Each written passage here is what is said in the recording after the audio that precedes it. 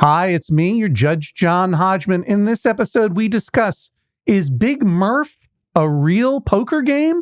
Or is it the nickname that I tried to get going in high school that never took? Before you listen or watch or both, make sure to hit that like, subscribe, and share button. And please leave a comment if you'd like. Hey, guess what? Here are my real notes from the case. Did you see him? Well, you got to listen to the case now and watch it. Goodbye. Welcome to the Judge John Hodgman podcast. I'm bailiff Jesse Thorne. This week, I'll see you and raise your right hand. Joe brings the case against his fiancée, Julie. Joe learned poker from his grandmother.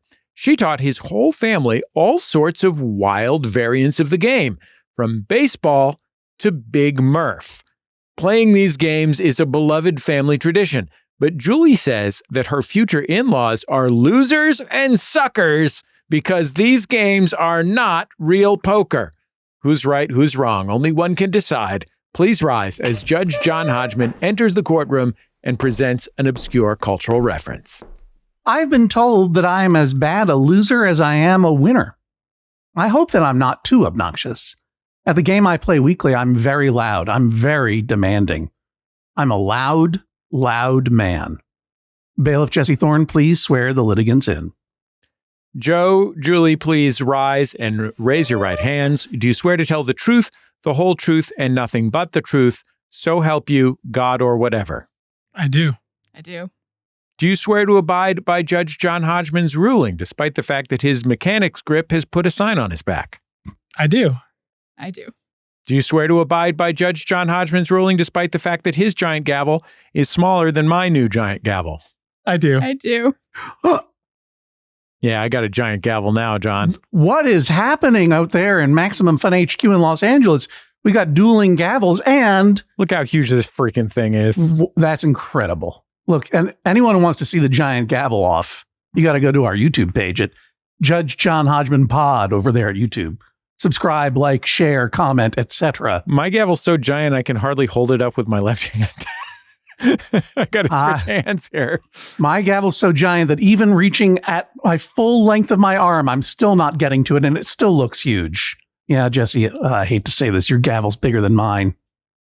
Hey, but that makes sense because today is about that ultimate gavel measuring contest known as poker. Bailiff Jesse Thorne, you've sworn them in. Joe and Julie, you may be seated.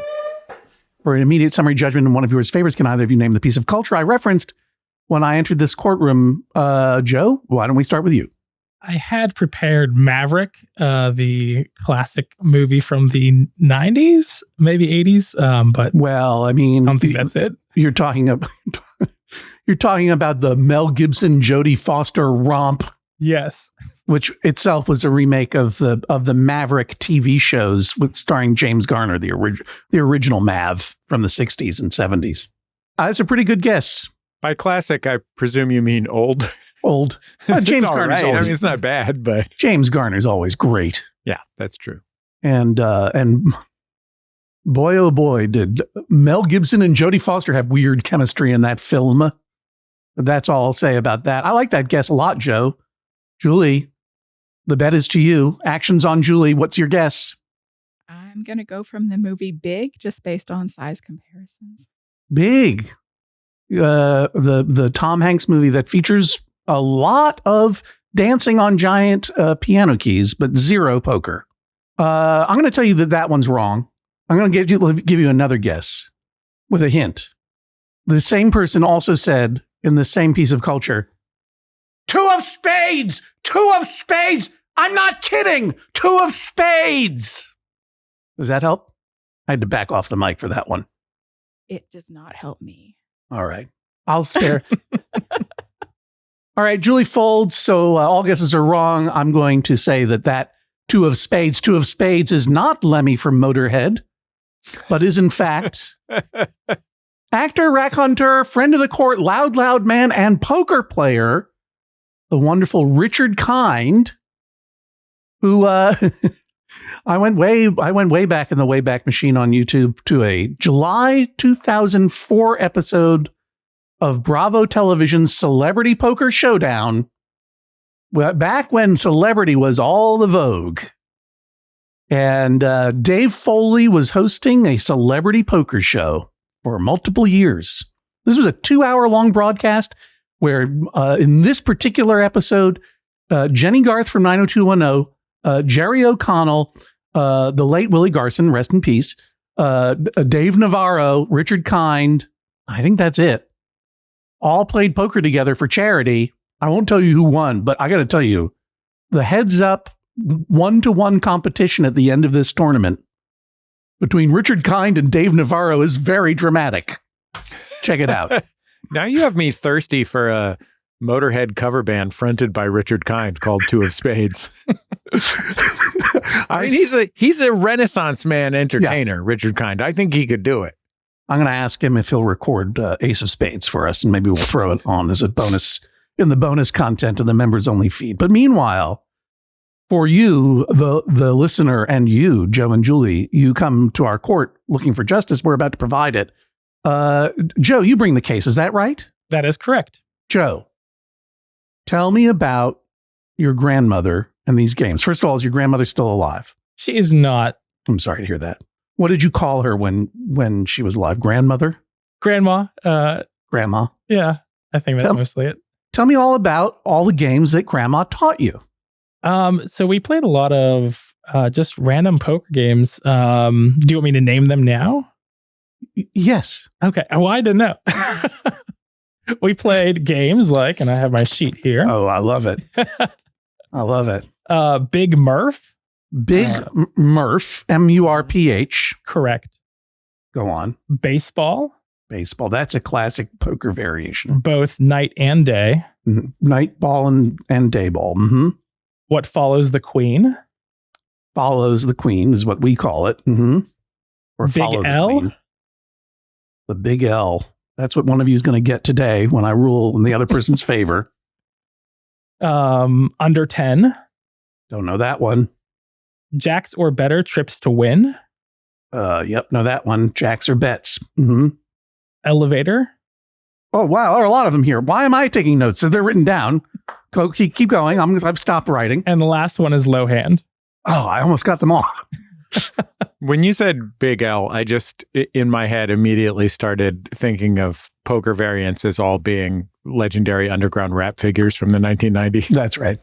Like, oh yeah, we played Big Murph, Big L, Chino XL. Mm-hmm, mm-hmm. We played High and Mighty. All right, and these games. So, for folks who don't know, poker has many variants, as it were. I mean, almost always what you're trying to do is make the best possible 5-card hand out of various cards that are dealt to you in different sequences. And the hands tend to be always the same.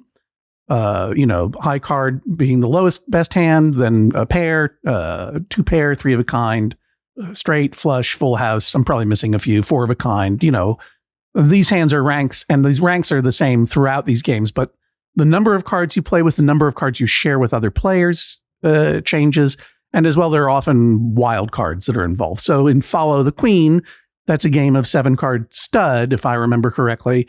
But every time a queen comes up on the board, face up on the board, or the playing, the table, the next card that is dealt after the queen becomes wild. So if the next card that is dealt face up is a 2, and you have a 2 either showing in your hand or in your whole cards, the cards that only you can see, that's a wild card until another queen comes up, and it's a fun variation of the game of poker. For example, I don't remember how to play baseball.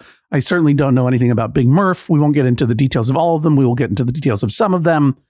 But your grandma taught you and your family this game. Is that right, Joe? That is correct. Yeah, my mom grew up. They had been playing all of their lives, and then when we went to visit her, we'd always play poker. And who's we in this case? Me, my brother, and my sister. Okay. So the three siblings go play poker with grandma. Yeah. In Louisville, Kentucky? No, this is in Pittsburgh, Pennsylvania. Pittsburgh, Pennsylvania. So you were playing poker there. Got it. This sounds really wholesome and cute and wonderful. And what were the stakes? Thousands of dollars? College funds? Werther's Originals? We played for dimes, nickels, and quarters. All right. Nickel and dime, fun poker. So, Julie, why is Joe's grandma so awful? I can't speak to her. I never did meet Joe's grandma, but okay. but So you're just dancing on her grave then? Yes, essentially. All right, okay, got it. And her legacy. However, they play these games fairly regularly whenever we go visit, and I don't think they're real poker.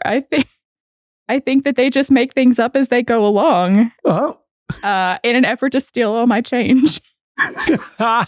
So when you visit, you guys are affianced, correct? You're engaged. You're not yet married. Congratulations in advance. Thank you.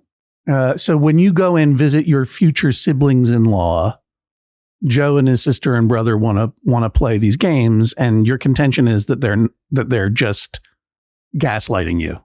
Essentially, yes. So right, there's night baseball, there's day baseball, and then there's gaslight baseball, where they just make up the rules as they go along. Nailed it. Yes. Okay. And have you tried to play any of these games? Oh yes, that's how I know they're not real. Okay.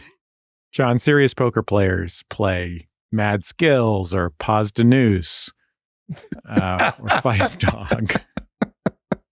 So is your contention then that these are not games that serious poker players would play, or that these aren't really games at all and that the siblings are making up the rules as they go along and maybe grandma never existed?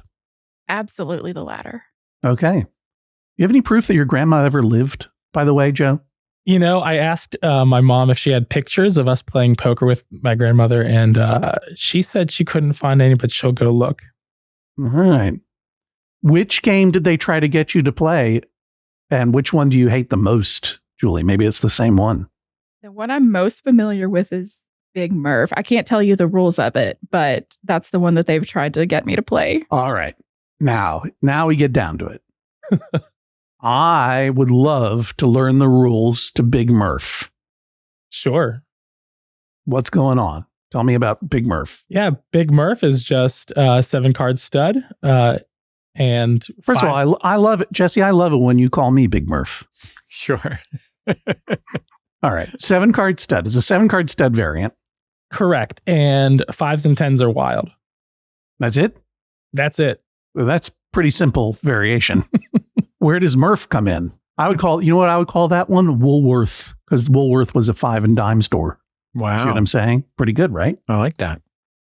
Maybe it's Big Worth. Maybe it's a corruption. It could be. The thing is, this is where maybe Julie has some standing, because I don't know where these games came from. I just know that I played them. Well, there are rules, right? It's 7-card stud with 5s and 10s are always wild. That's a pretty simple. Now, it sounds to me, Julie, like maybe just even the word 7-card stud sound mysterious to you. It does. I'm not a big card player.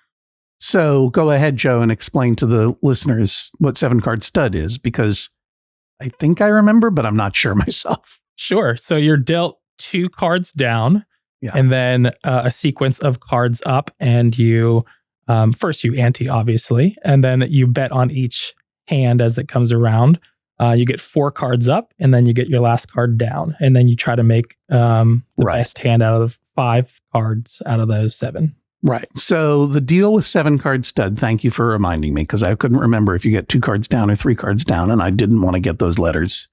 You get 2 cards dealt down, and then 1 card dealt up, right? That's how you start the game.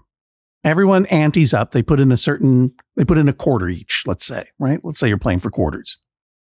And then after you get those 3 cards, 2 down and 1 up, there's a round of betting or folding if you don't want to bet, if you want out of the game.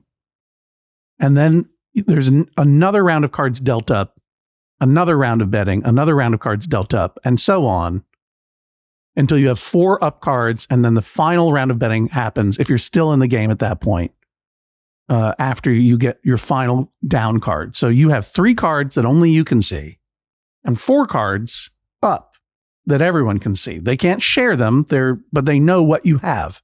So they have a guess as to where you might be going with your hand. And you make your best 5-card hand out of those 7 cards. and then fives or tens are wild. That's the big Murph part. Did that help you understand it, Julie? Should we play some cards right now? I would. This sounds fun. Oh, you'd play with me, but not your beloved, soon-to-be husband, whole human being in his own right. I don't feel like you're trying to steal my coins. Is the case that you just were losing a lot, that you were getting destroyed by Joe and his sibs? Not entirely. That may be part of it, an underlying part of it. However, the game that we play, each hand changes, and it's hard to keep up, especially when it's not just one card is wild versus another card is wild. What do you mean each hand changes? I mean, as the cards come up, it's hard to keep track of what you have and what everyone else is having? No, so once you play a round, they'll change whatever we're playing. So they'll change the game anymore. We'll play a different game. Whoever's dealing gets to choose the game. Oh, dealer's choice, they call it. Dealer's choice. I just spat right now. It's not the most famous spit on the internet these days, but that was a spit of contempt, I should say. I don't like dealer's choice. I feel you there, Julie. Joe, when is this happening? What are the occasions in which this is happening? Obviously, Grandma's funeral. Correct. Yeah, on her grave every year. No. What are the holidays, family reunions? What are we talking about? Yeah, when growing up, it was whenever my mom would take us over to my grandmother. So that'd be like once a month. But now your grandmom is dead, Joe. I know. Trying to bring us up to date here.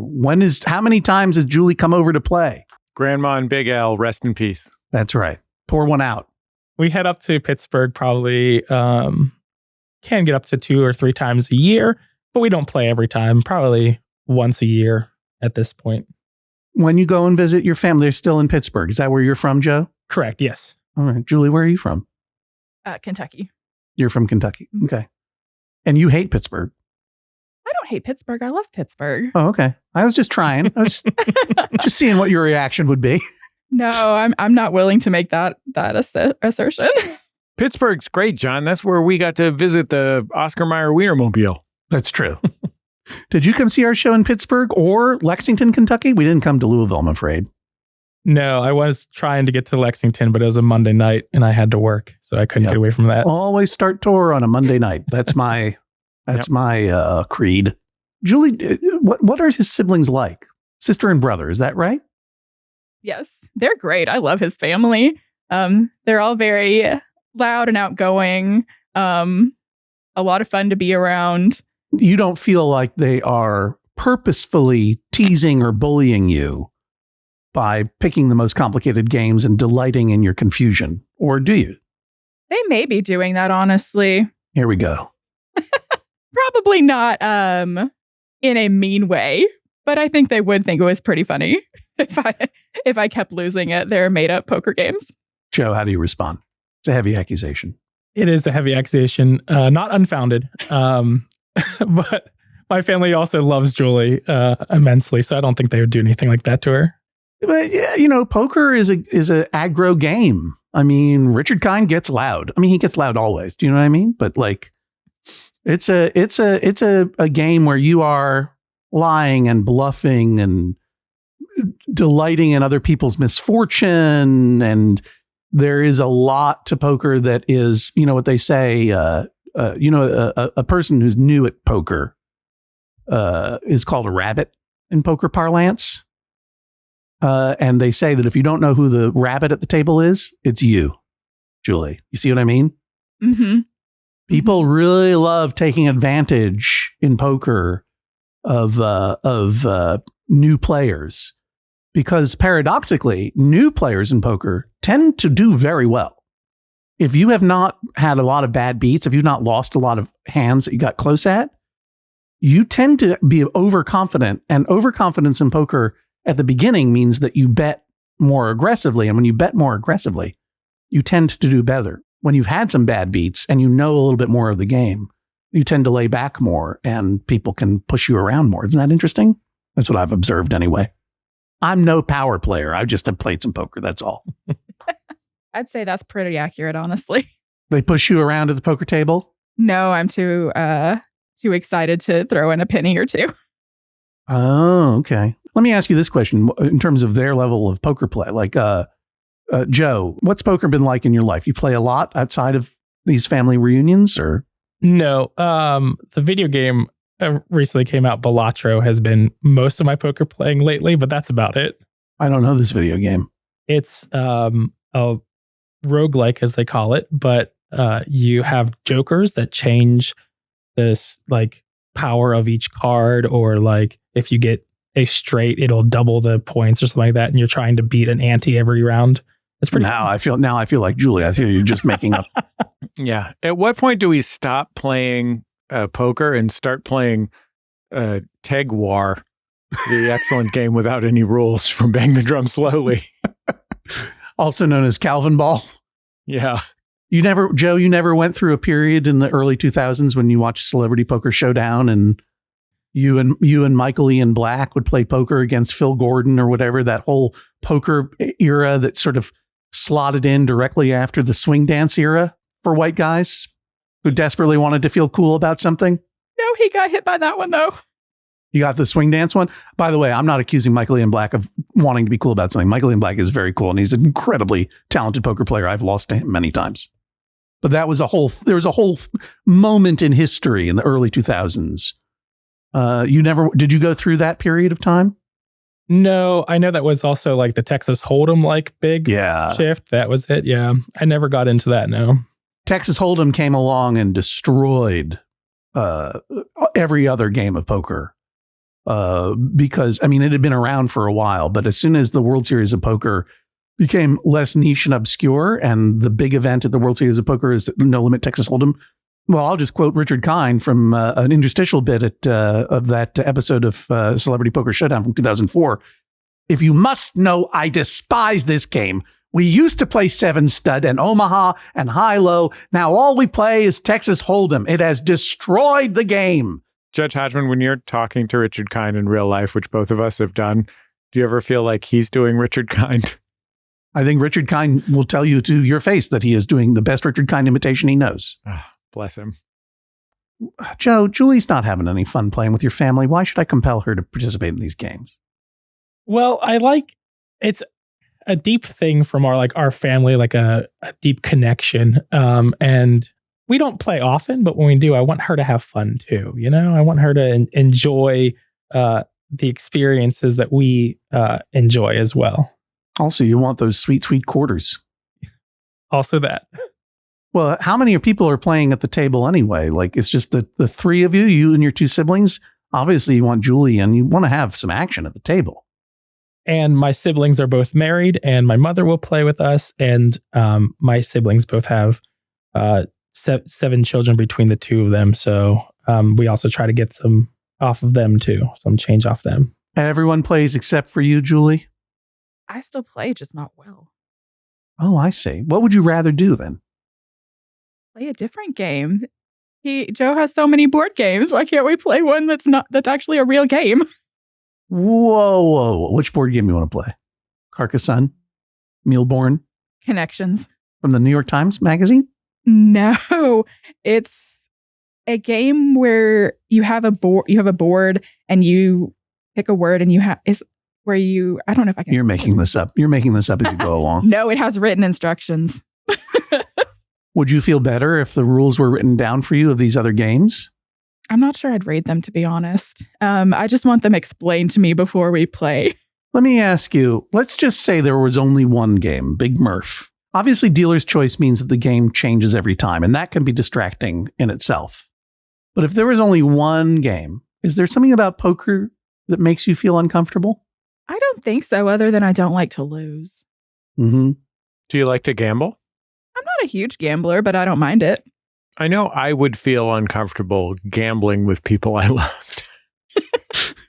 Like I, as has been covered on the show, I have a hard time with competitive games with people I know anyway, because I feel bad if I lose and feel bad if I win. But the gambling element in particular, I think I would be particularly resentful of people taking money from me. And I would feel particularly embarrassed about taking money from people that I liked. I'm fine with taking their money. You're just not succeeding at it. Right. Right. I see. I'm going to ask this question. Kind of covered some of this ground, but we're going to try to cover it again. Julie, what are your favorite board games to play? I like Connections. Mm-hmm. We've played Wavelength recently. That's fun. Hues and Cues. All right. I have heard of Hues and Cues. I was about to accuse you of doing what you accuse your siblings of doing. It's like, I like Windowsill. I like half empty can of Diet Coke. I like Papoose. I like Tajay, Del the Funky Homo Sapien. You're still doing 90s rappers. I'm just talking about things that I can see right now. But I have heard of, and I've heard of and played Hues and Cues. That's an interesting game.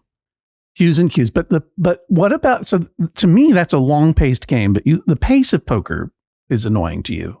It's that, and I don't feel like there's as much interaction between the players necessarily, whereas like we're joking around and bouncing digs essentially off of each other in something like Hues and Cues. Poker is just speed rounds and then them making up new words to describe another game that doesn't exist. How would you describe your state of mind? How would you describe your feelings while you are playing poker compared to playing a game of Hues and Cues? Almost bored. I did not see that coming. I mean, I haven't played poker for a long time, and I find it to be anxiety-inducing. You don't feel that, or do you? Maybe a little bit, but I'm mostly trying to come up with whatever or predict whatever the card is going to be and see am I making the right choice. And there's not a lot of time for like trash talking back and forth and the interaction, I guess, with the other players. You're telling me there's more trash talk in Hues and Cues? Oh, yes. Than in poker. Yes. We're too concerned about the money. Poker isn't rough enough for you. Not with his family. Joe, what's going on? Are you playing speed silent poker? There's trash talk is an important part of the poker game. Yeah, it's a big one. The matriarch of the family, she was always like, in and out, let's go play. Not too much trash talk until the end of the round, and then you could celebrate or cry your loss. I didn't realize, Joe, that you were playing boring poker. I mean, this. I feel like you are denying Julie a very important part of the game. Well, it's not boring to me. I go through the same emotions. I have anxiety. I'm excited whenever I have a good hand going, and then automatically like fall right off as soon as another card comes out, and I am not having a good hand going. You know, I have those ups and downs every hand, but I guess I've not pushed that over to Julie's emotions. Well, you're not trying to guess what other people have. You're not saying to Julie, well, I guess you didn't get that pair you wanted, and try to read her mind and mess her up.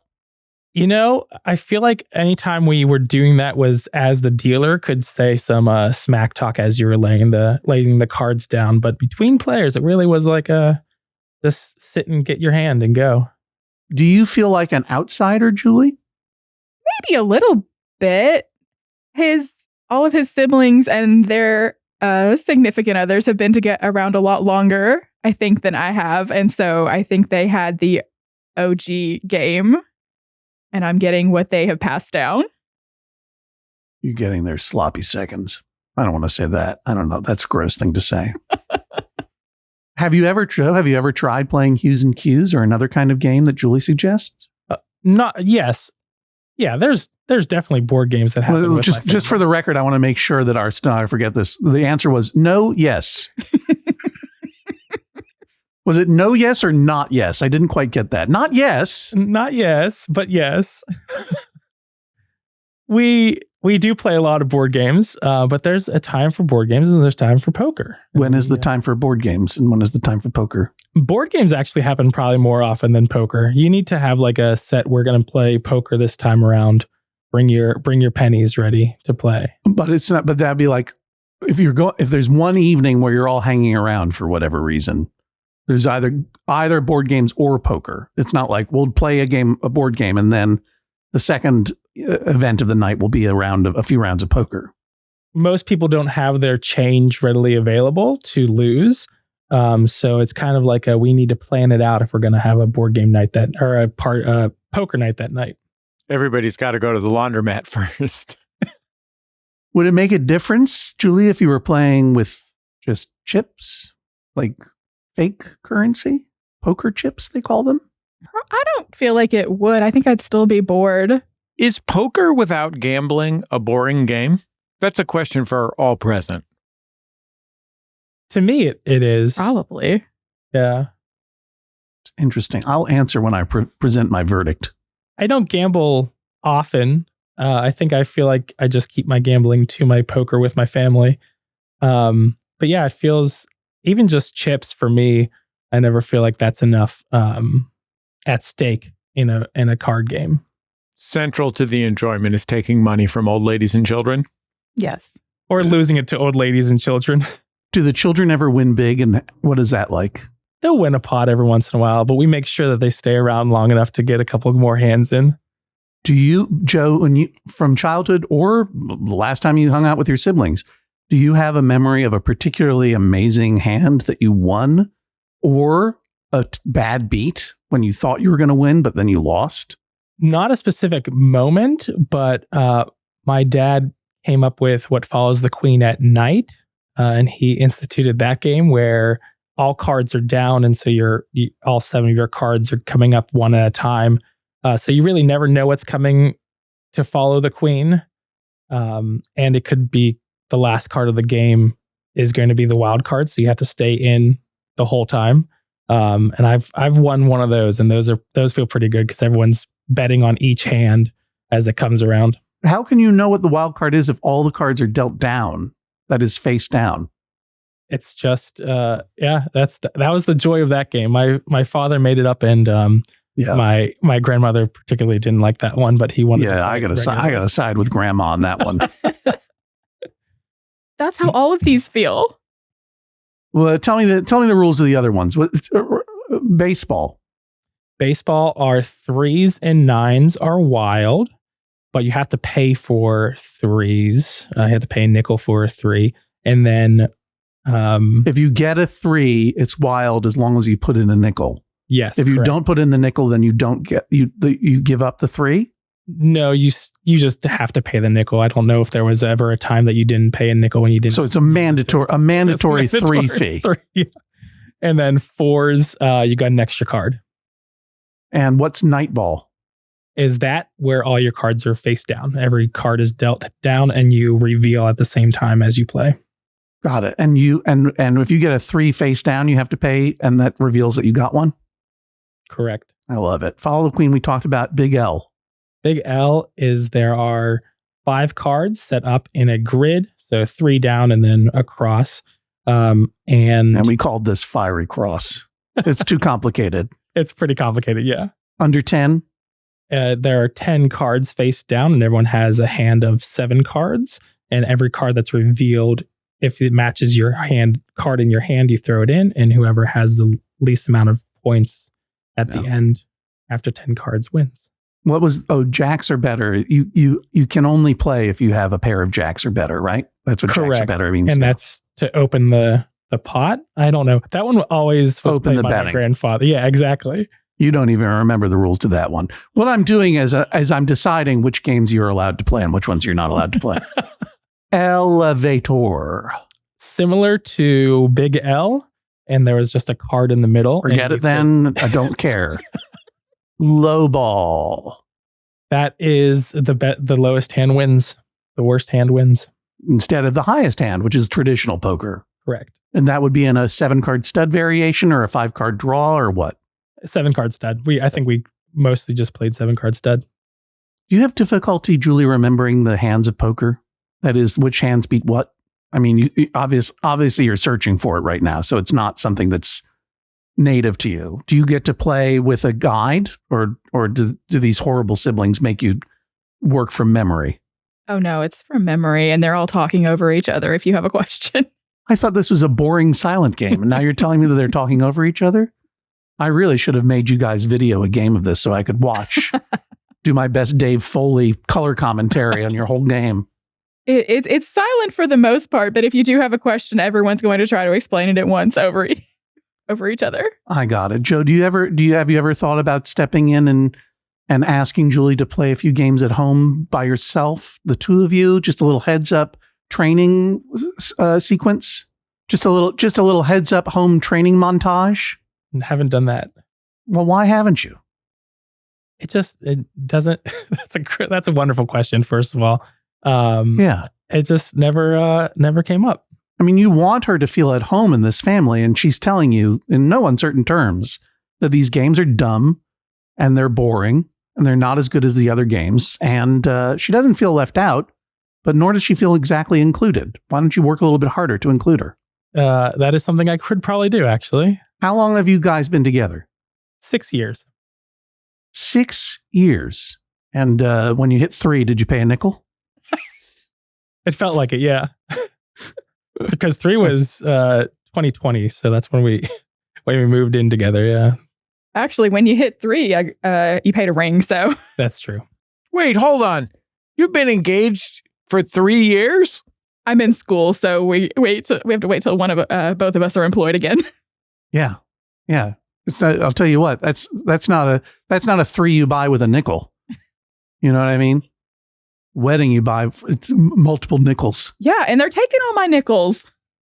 Yeah, but here's the thing, Julie. What if you become a card sharp?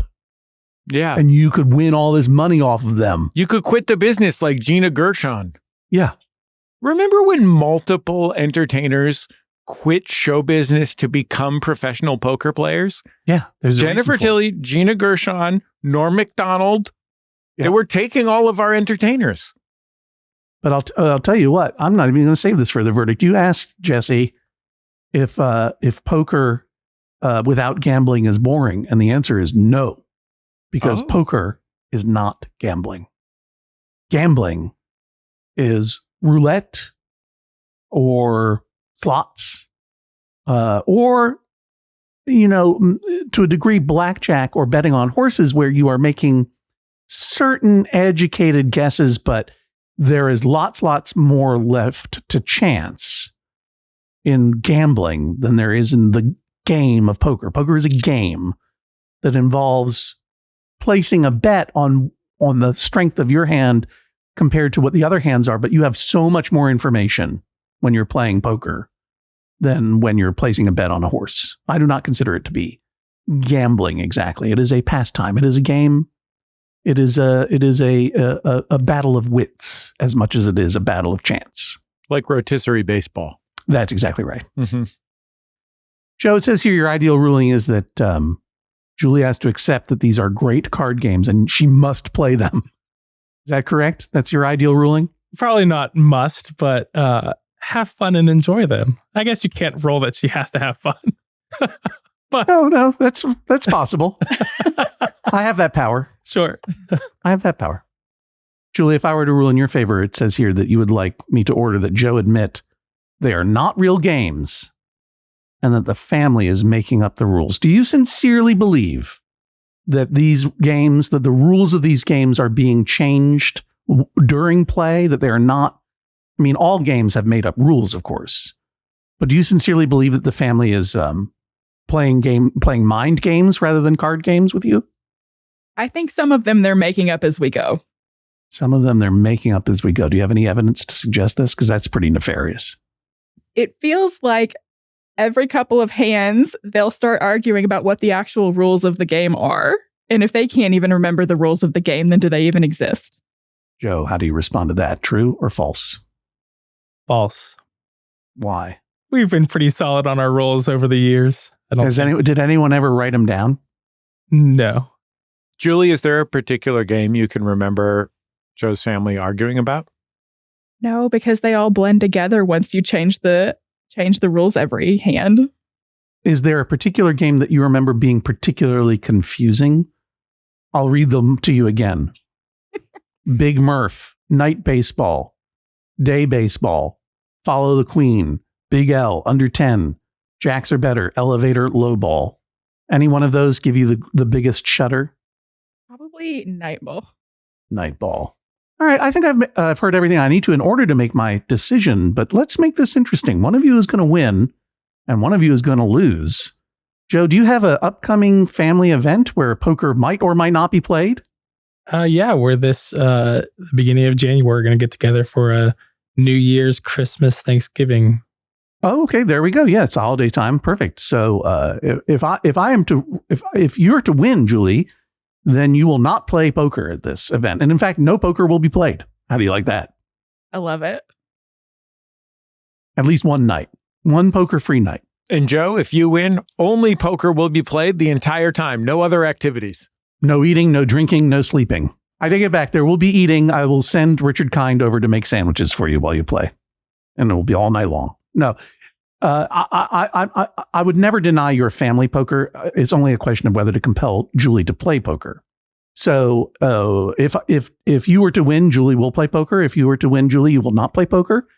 What do you want to bet that I'm going to rule in your respective favors? How strong do you feel you've made your case? Joe, what do you have in your pocket? Got any change? No, literally nothing. That's the issue. But I'd bet a whole quarter. Whole quarter. Yeah, if he had anything in his pocket, they'd be married by now. Yeah, or you might be happy to see me. Julie, what's your bet? Probably have maybe $2 in my wallet. Would you bet that whole $2 that I'm going to rule in your favor and you're not going to play poker next time? Sure, let's go for it. Whoa. Let's bet big. All in. All in. All right. Do you call $2 or fold or raise? No, we're just going to call. All right. The pot's right. I'm going to go in my chambers to consider my verdict. I'll be back in a moment with my decision. Please rise as Judge John Hodgman exits the courtroom. Julie, how are you feeling about your chances right now? I think I have a pretty good shot of not having to play poker. Why is that? I think I presented a pretty good argument. And again, I maintain that these are not real poker games. And I mean, there's a lot riding on this right now, Julie. I mean, that could buy you a 20-ounce soda. Exactly. How am I going to stay caffeinated otherwise? Joe, how are you feeling? I came in feeling pretty good because I know that they're poker games, but I think Julie had a pretty strong case. So I'm probably like a 30-70 at this point. Well, we'll see what Judge Hodgman has to say about all this in just a moment.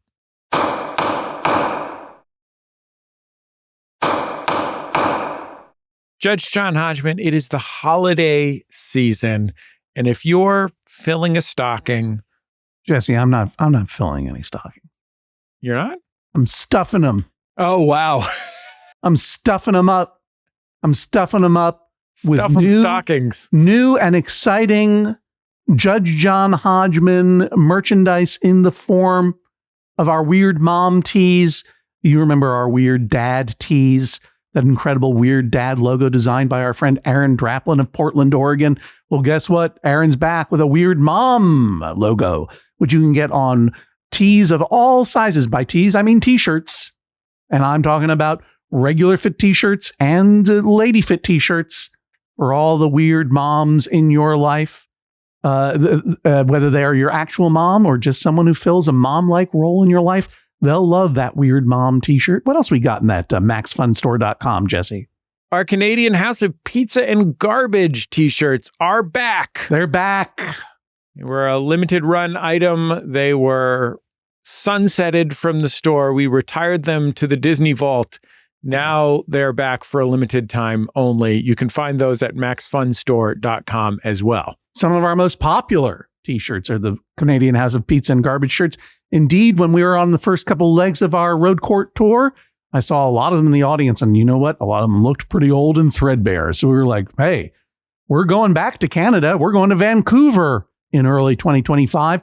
Why not bring Canadian House of Pizza and Garbage out of the vault, put it back on some brand new tees in all the sizes that you want, as well as beverage koozies for both regular size cans and slim cans. And you know what?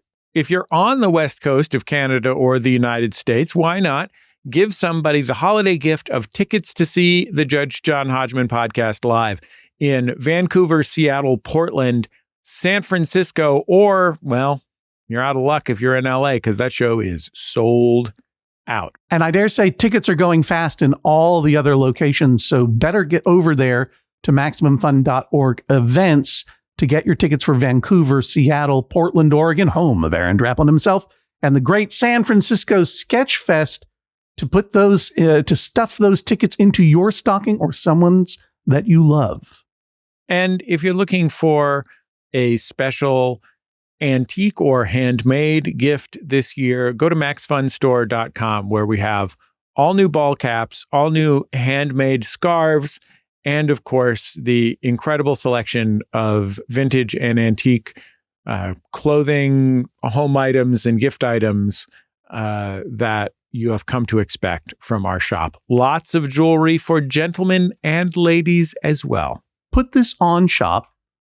I'm typing it into my clicky keyboard right now. Put this on shop.com. Look at all these incredible, vivid handmade girls' pink daisy dress, lightweight vintage cotton military field coat, and gorgeous post-World War II black wool peacoat. That's some of the things that come up. But Jesse Thorne, what if I'm looking for a 10-karat gold wishbone stick pin? Well, great news. If you want to adorn your lapel with one of those, you can go to putthisonshop.com. And if you use the code JUSTICE, that will ship for free. In fact, all of the, everything except the really big, heavy stuff that costs us a ton of money to ship, will ship for free with the code JUSTICE. So go to putthisonshop.com or just follow put.this.on on Instagram. Let's get back to the case. Okay. Please rise as Judge John Hodgman re-enters the courtroom and presents his verdict. Well, the pot is $4. One of you is going to take it home. You both, you bet 25 cents. Julie raised it by $3.75, and you called it. And I think you both played your hands very well, honestly. That doesn't, as in poker, one of you will lose. You can play your hand well and still lose. You do all the right things and still lose. That's because poker is a terrific game. Now, in one area, Julie is absolutely correct. Poker is a great game. Some of these games are not good, nor are they, in my opinion, poker. Something like Big Murph or Follow the Queen or Low Ball, where you are using established poker forms, whether that's 5-card draw, 7-card stud, or a Texas Hold'em configuration where you have 2 cards down and 5 cards up in the middle that are shared, standard poker configurations, dealings, and so forth, but you have a couple of wild cards or a couple of like whoopsie change-up-y rules, that kind of thing. Those can be fun, but they're only fun when the rules are known and they're applied consistently. Some of these other ones, like what you call it, Under 10 or Big L or Fiery Cross or whatever. I mean, these were the bane of my existence in my weekly poker game, because they feel like different games to me. You're still putting together a 5-card hand, but now you're building weird stacks of cards in the middle, and sometimes you have to put a card on your head, or it's just the novelty games started to really wear me down. And all I ever wanted to do was the anti-Richard kind, was to insist that we play Texas Hold'em, for example. And if not that, then one game over and over and over again, because it is the consistency of the game that makes it interesting to me. It is part of the consistency of the rules, hand over hand over hand over hand, that allows you to start getting a intuitive sense for the odds of the hands that you're playing, for the cards that you have and how they stack up against other people. Unless you're going to memorize a bunch of math tables and probability tables, which I don't consider to be fun, playing hand over hand over hand over hand is how you start to build a sense of what's a good hand, what's a bad hand, what is the likelihood that your hand will beat another, and changing the rules between every deal is, to me, chaotic to the point of unfun. And in that regard, I have great sympathy for Julie. Because I feel that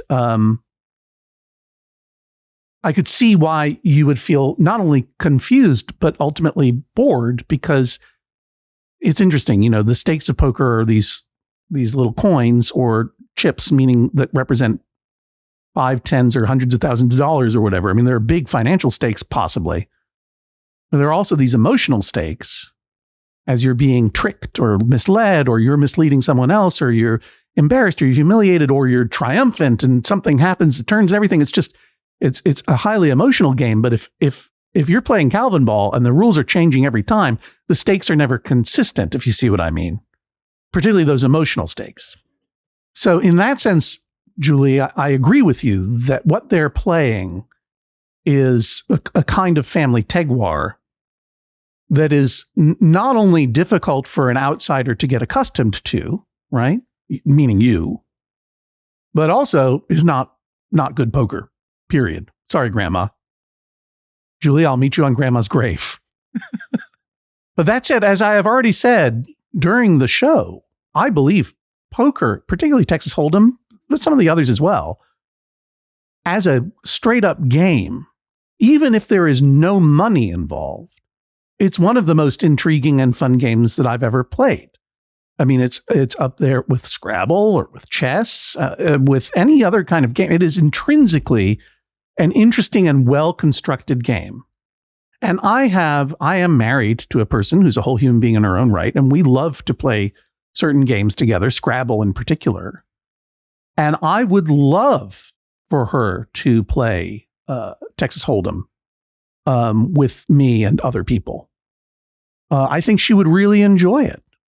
But unfortunately, I cannot compel her to play poker and have fun because this is my marriage. That's why I'm very happy to compel Julie to play poker and have fun. Or at least give it a try under certain circumstances in which she has as much of a chance of having fun as anyone else does, because that's where the odds are in the house's favor against Julie in this case, because you've got siblings speaking their weird sibling language, playing all these different card games with all these rules that are up, down, down, all around town. And it's very confusing. And it's not really poker. And you're not giving her a chance to settle in and have fun. Because the pleasure of poker is that while everyone brings their own skills to the table and their own expertise and their own experience, you're still being dealt cards at random. That is the element of chance that levels the playing field, so to speak. And right now, the house has too much of an advantage against Julie because all these siblings are using their secret sibling language and these old weird rules that are confusing. And she's not coming to it as an equal. Poker as a game is a leveler, and that's what's going to happen when you convene for the holidays with your siblings. And Julie, you have a built-in incentive to play, right? Because I am ruling in Joe's favor. So you're losing $2 to him. He's doubled up. And that means that's got $2 that you can win back from him. Now, here's what's going to happen. You're going to pick one game for the night. Of all of these, the only one I haven't crossed out is Big Murph. Because that 7-card stud, first of all, it takes a minute to learn, but it does not take a lifetime to master. Like, you'll get it pretty quickly. The rule of the order of the game. 7-card stud is a real poker game. You will learn the ranking of the hands, and with 5s and 10s wild, you'll have an opportunity to put together a lot of hands. So it's sort of more fun than even regular 7-card stud, which can be a bit of a grind until you get the sense of it. Do you know what I mean? So you're going to play Big Murph, and you're going to play multiple hands of it. Not only on the night, but before you even get there, Julie. You're going to get you're both going to get a game going in your community, perhaps, or without that, you'll play some video. Get a video game of poker or whatever, and run some hands through. Just get a sense of it. Get a sense of how it's played. And then you're going to get some poker chips. These nickels and dimes. Come on. That's nickel and dime stuff. Get some poker chips. You know what, Joe? You're going to buy some poker chips for Julie for the holidays. And you will put some monetary value to those chips. Now, you're already $2 up, Joe.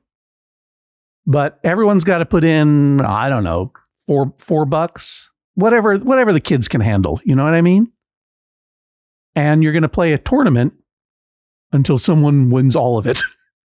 Or at least play five or 10 hands of the same game.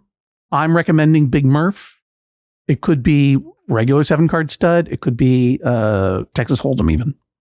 We play 5 to 10 hands of the same game, after you've had a little bit of practice. And then, Julie, you will have actually played poker. And then you could decide, oh, maybe this sucks and I don't want to ever play, in which case you go away. But I have a feeling that if you were to play 5 or 10 hands of real poker, then you and my wife would like the game. This is the sound of a gavel. Let's play some cards. Judge John Hodgman rules, that is all. Yeah, let me help. Judge John Hodgman rules, that is all. How do you feel, Julie? You know, I thought it would go the other way, but I guess I need to learn how to play poker now. Julie, I'll tell you this. The closest I ever got to wanting to play poker was reading a wonderful book about poker called Positively Fifth Street by Jim McManus years and years ago for my public radio show. He came on and also was an exceedingly interesting, bright, and lovely guest. He is both a guy who made it to the final table at the World Series of Poker and a frequently published poet. A wonderful, wonderful dude. Really great book that has a lot of juicy stuff about murders in addition to the juicy stuff about poker. So I don't know if that almost got me playing poker. You already like playing games. I bet it would work for you. Yeah, I'll have to check that one out. It sounds good. Joe, how are you feeling? Great. I'm excited. I should put more time into getting Julie acquainted to the rules and get her caught up, but I will do that going forward. Do you think between now and January, you can learn 75 new versions of poker? At least. To baffle everyone present. Joe, Julie, thanks for joining us on the Judge John Hodgman podcast. Thank you. Thanks. Another Judge John Hodgman case is in the books. We'll have swift justice in just a second. First, our thanks to Redditor Junk Mutluck for naming this week's episode, I'll See You, and raise your right hand. If you want to name a future episode, join us on Reddit at Maximum Fun. Oh, you know what I found out, John? No, what? MaximumFun.reddit.com no longer works. They changed the URLs at Reddit. Now you have to go to reddit.com/r/MaximumFun. Look, Maximum Fun is always Maximum Fun. That change is less than minimal fun. Reddit.com/r/Maximum Fun. Or just search Maximum Fun in the Reddit application or on Reddit. You'll find it. It'll be fun. Did they even take a moment to consider what this would mean for podcast hosts who very automatically say the stuff that they say at the end of every episode? They did not. They did not take it into consideration. Change it slightly. That's where we ask for episode names at reddit.com/r/MaximumFun. You can also join in the conversation about this episode there. It is a lot of fun. Yeah, we don't just talk about the episode names there. It's where people post all kinds of things relating to this and other Maximum Fun podcasts, including, user Jesse Thorne just posted, "What are your little weirdsies?"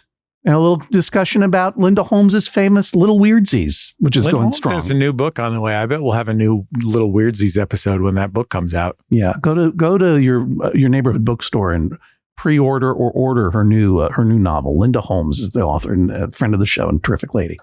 Yeah. If you want to see my enormous gavel or my now very, by comparison, small gavel, or just watch any episode of Judge John Hodgman, go to our YouTube page by searching for Judge John Hodgman on YouTube. You can find video of our episodes there. And while you're there, recommend it to a friend that loves to, YouTube is the #1 platform for podcasts. I have heard it and I believe it. And it means that if you go to YouTube at Judge John Hodgman Pod and press like and subscribe and share and make a comment, that means you're helping spread the word of the podcast to other people. Yeah, tell your friend that only watches YouTube videos and doesn't even watch television or listen to podcasts or whatever. They just watch Good Mythical Morning or whatever. Or it's like some show where like a guy does 18th century woodworking. That seems like that's what all the YouTube shows are, right? It's just some guy doing it or cutting shoes in half. It's always somebody doing something. Sometimes it's 2 guys wearing blindfolds eating chicken sandwiches. Oh, that's us. Yeah, that's us. You should watch our Battle of the Brands on YouTube too. If you want to know whether we prefer Oreos or Hydrox. Frank's hot sauce or Cholula or Popeye's chicken sandwich or KFC. That's where you go.